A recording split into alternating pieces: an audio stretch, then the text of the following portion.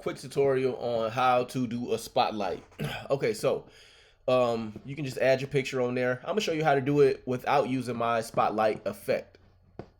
So what you want to do is grab your marquee tool. Right now mine has this is the marquee tool, but it has a rectangular. You just hold it, hold the left click and hit the elliptical, the circle marquee tool. What you want to do is click and drag, right?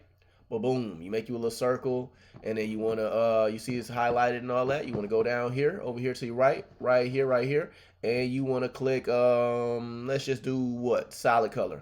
Boom. Yeah, so solid color, that's fine. Yeah, leave it black because you want it to be a black spotlight, right? Boom.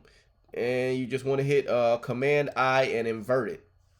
You see how I just inverted the mask? Command I switches it back to what it was, but you don't even have to do the shortcut key. You can go up here and click what is it? Select inverse, right? Or invert. Where is that? No. Yeah. Where do you invert at? I forgot how to invert. So I don't want this to take too long. But it's the way to do it. I want to show you how to invert it without having using the shortcut key. Yeah, so you go to image, adjustments, then you want to go to invert. And see, now it went back to that. So I want to change it back, go to image, adjustments, invert. Okay, cool. So that's our spotlight, right? But then, you know, spotlights, you don't want it to be like a straight circle. You can have it a straight circle, that's fine. But go up to filter, blur, Gaussian blur, right? And you just kind of make it blur how you want it to, right? Boom. I want mine to be about, you know, that's all the way up. You don't want it to be that. You kind of want it to be a little bit more, yeah. So yeah, that's fine about that. Hit OK, and that's your spotlight. So now what you want to do is just take the opacity and you want to just bring it down. So now you got like a nice little spotlight around your subject. Okay, cool, fine, whatever. And so that's the and you want to, you know, you can Command J and copy that and make it darker and darker. It don't matter.